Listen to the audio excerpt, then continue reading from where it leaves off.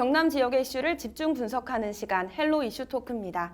올해는 정치적 메가 이벤트 제22대 국회의원 선거가 있는 해입니다. 임기를 마무리하거나 새로운 선택에 도전하는 정치인들에게는 올해가 어느 해보다도 긴장되고 설렐 텐데요. 특히 경남에서 김해는 정치 지형에 있어 보수와 진보의 공존으로 주목을 받고 있기 때문에 4년 전 총선에도 4년 후인 올해 총선 전 지금도 현직 김해시 국회의원에게 관심이 쏠리고 있습니다. 오늘 그 중에 한 분 모시고 국가사업부터 지역 현안까지 짚어보는 시간 마련했습니다. 김정우 국회의원 나오셨습니다. 의원님 어서 오세요. 네, 반갑습니다. 반갑습니다. 김정우입니다. 다사다난했던 2023년이 마무리되고 벌써 2024년이 시작됐습니다.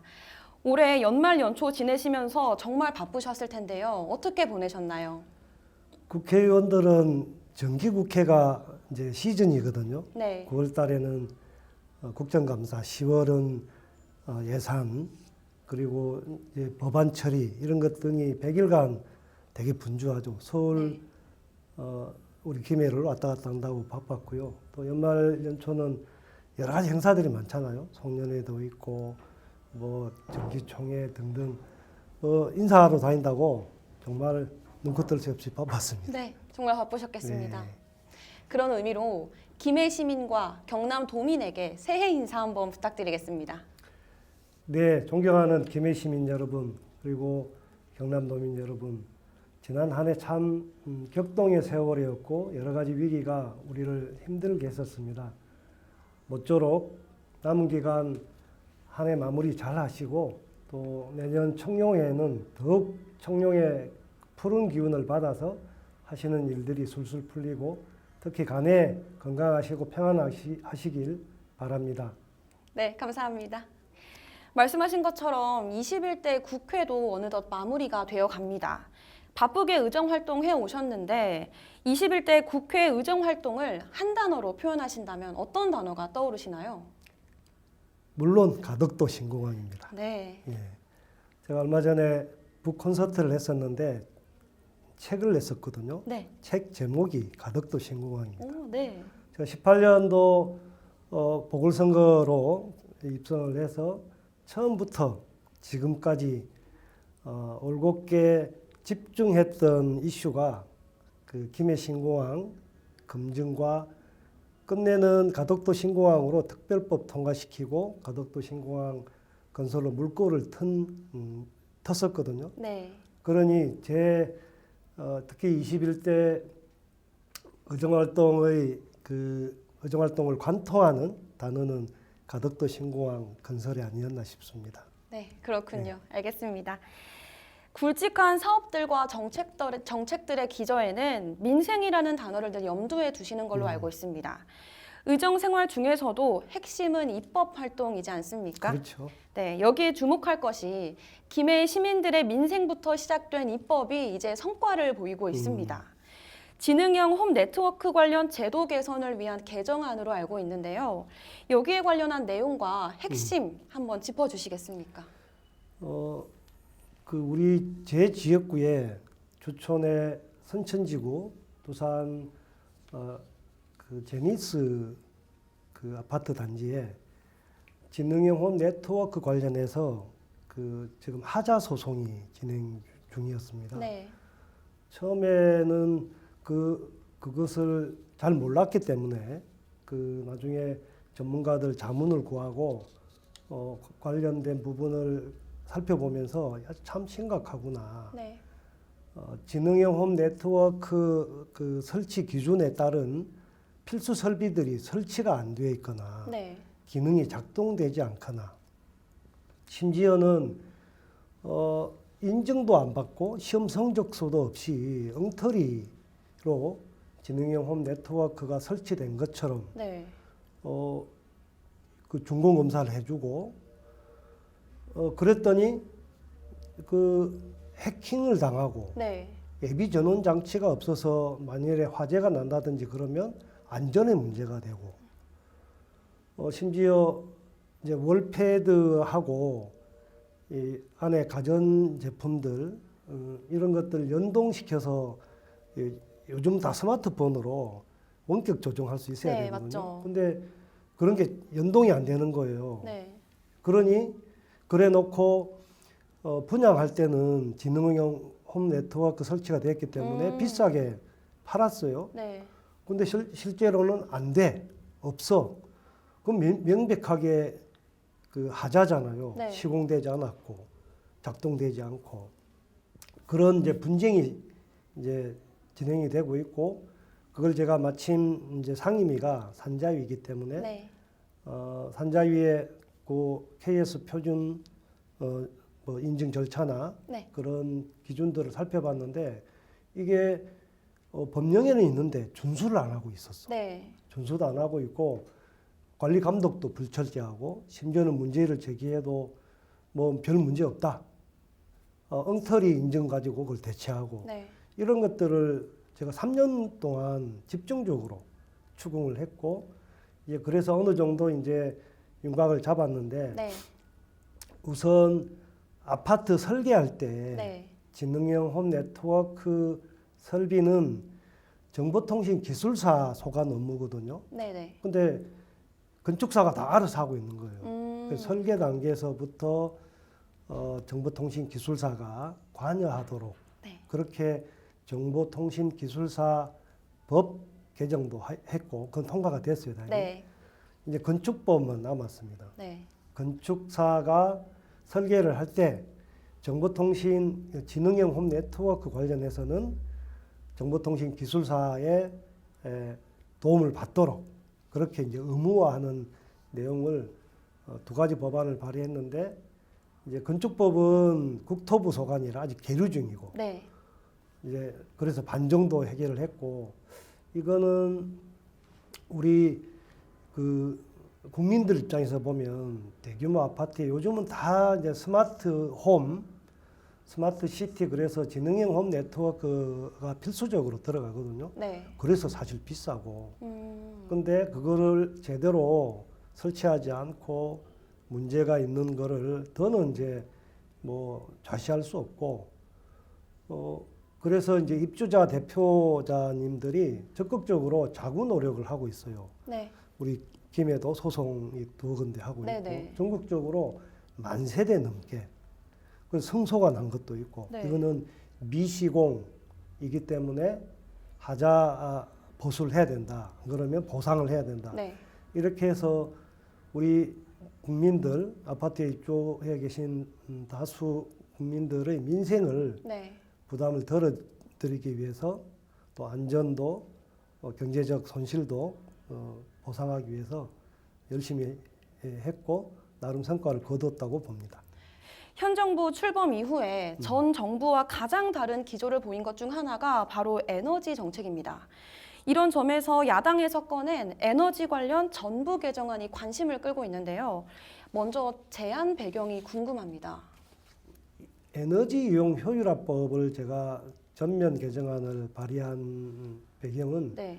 지금까지는 우리나라 정부는 계속 고도 성장을 해왔잖아요. 네네. 그러면 에너지가 계속 많이 이제 전력이 필요했어요. 네. 그래서 주로 발전을 늘리고 발전량을 늘리고 공급을 늘리는 쪽으로 좀 치우쳐 왔거든요. 네네.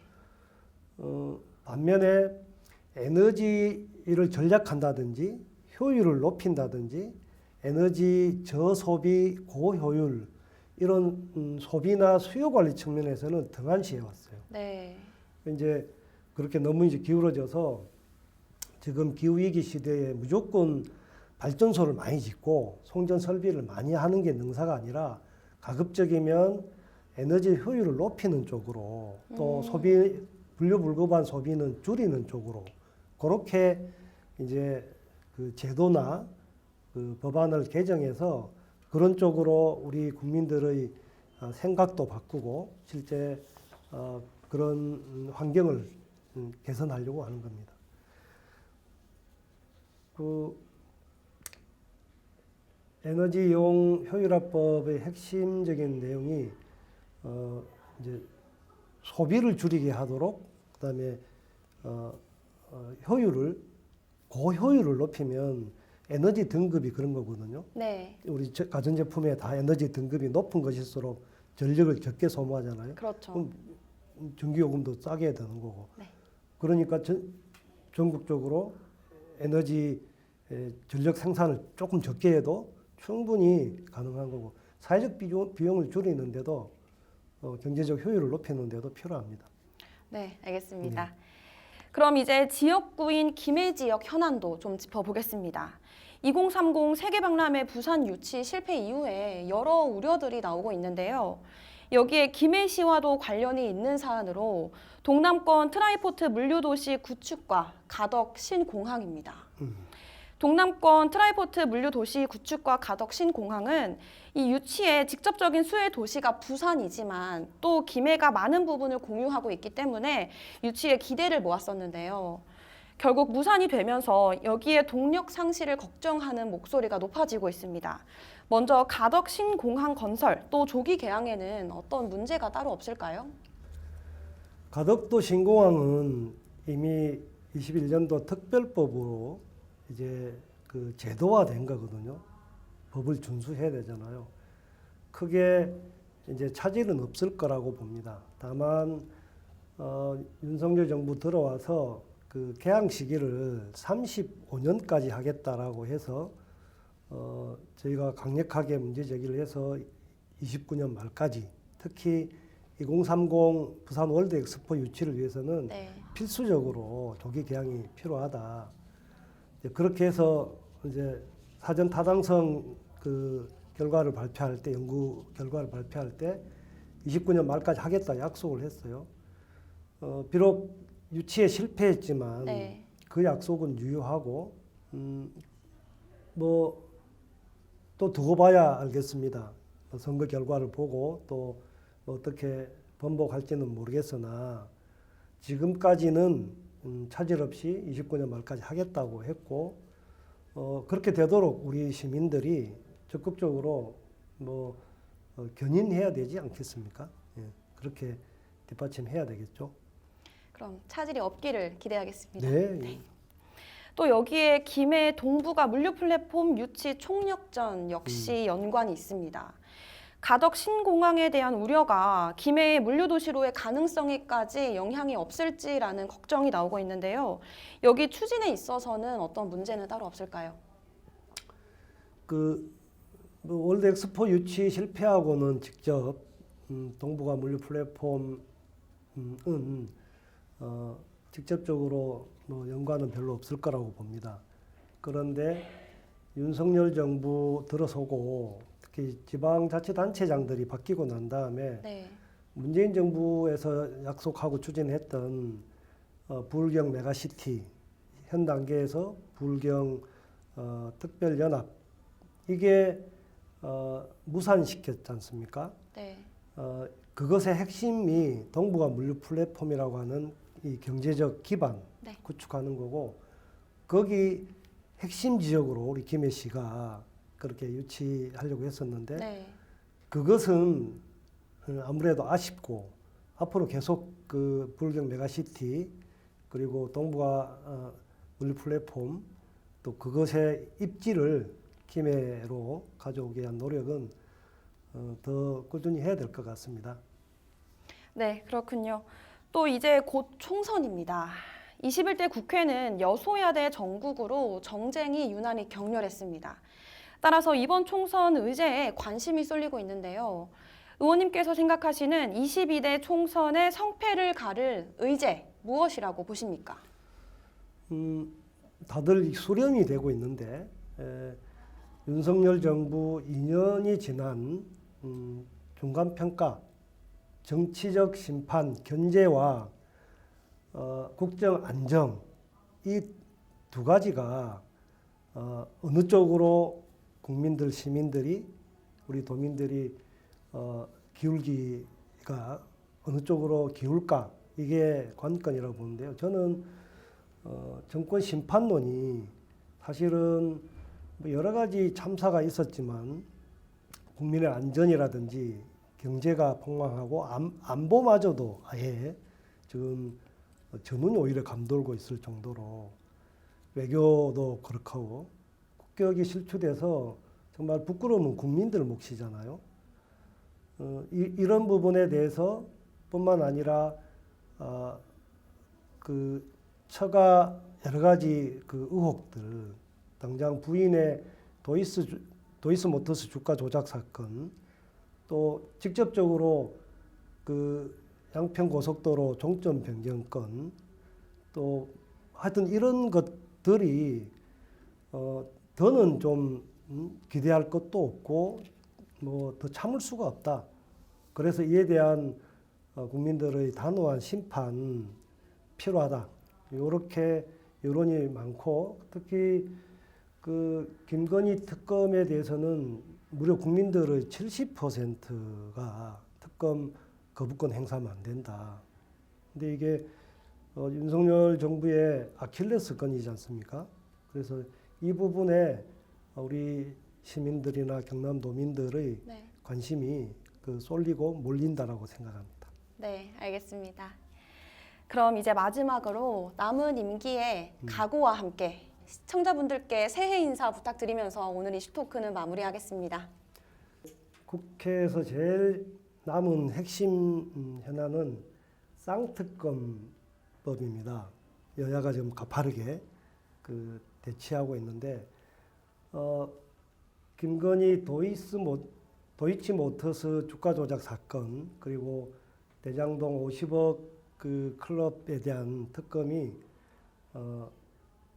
향후 이제 정기국회 마치고 나면 총선 국면까지 제일 핫 이슈가 되겠고요. 그거 하는데 뭐 저도 이제 그 범죄검사 대행 TF의 일원이라 그런 내용들 함께 하고 있고, 뭐 제 개인적으로는 이제 지난 한 해 그리고 지난 21대 4년간 의정활동을 좀 총정리해서 의정보고회를 막 하고 있는데, 그게 네. 뭐 열심히 1월 10일까지입니다. 그래 면동별로 찾아가는 그런 의정보고회가 제일 지금 남은 일 중에 큰 것 같습니다. 그리고 나면 이제 바로 선거로 돌입하니까 네. 뭐 국회는 사실상 공전 상태일 수밖에 없죠. 뭐 그 제 각오라고 하면 이제 4년간의 의정활동, 그리고 뭐 18년 보궐선거 이후로 6년간의 제 의정활동이 또 내년 올해 4월 10일이면 우리 주권자이신 시민들의 심판을 저도 받게 되어 있습니다. 그래서 그동안 뭐 저는 현장에 답이 있다, 그런 마음가짐으로 늘 겸허하게 찾아가는 현장 민원실, 의정보고회, 그리고 수많은 간담회를 통해서 우리 민생의 그 어려움들을 제가 가슴으로 받아 안고 어떻게든 입법이든 제도나 예산이든 그렇게 뒷받침하려고 해결해 보려고 노력해 왔습니다. 그런 것들의 우리 그 유권자들께서 잘 보시고 판단해 주실 거라고 기대하고, 저는 올해가 더더욱 그 힘든 한 해가 될 수도 있겠다 싶습니다. 그러나 희망을 잃지 말고 우리가 그 어렵다는 IMF 위기도 금붙이 모아서 함께 해결하지 않았습니까? 위기를 극복해 왔습니다. 그런 만큼 지금 이 어려움도 반드시 기회로 만들고 이겨낼 수 있다고 믿고요. 여러분과 함께 노력하겠습니다. 여러분들 건강하시고 간에 평안하시고 청룡회에 하시는 일들 술술 잘 풀리기 바랍니다. 저도 응원하겠습니다. 새해 복 많이 받으십시오. 알겠습니다. 말씀 감사합니다. 오늘 말씀 잘 들었습니다. 네, 고맙습니다. 김해를 잘 아는 정치인, 김해를 성장시킬 정치에 대한 김해 시민의 선택에 작은 도움이 되었기를 바라면서 오늘 헬로 이슈토크는 여기서 마무리하겠습니다. 오늘 방송은 헬로티비 뉴스 공식 홈페이지에서 다시 보실 수 있습니다. 시청해주신 여러분 고맙습니다.